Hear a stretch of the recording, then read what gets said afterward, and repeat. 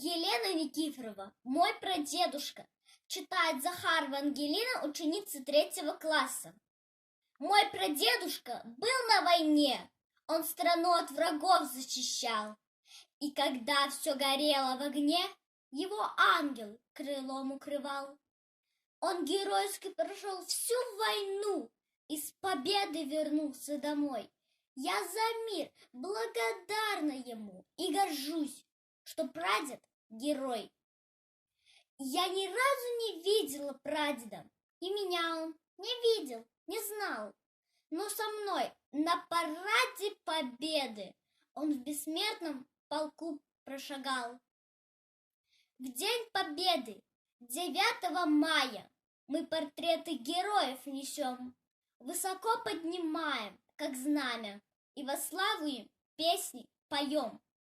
Посмотрите, все лица святые у защитников нашей страны.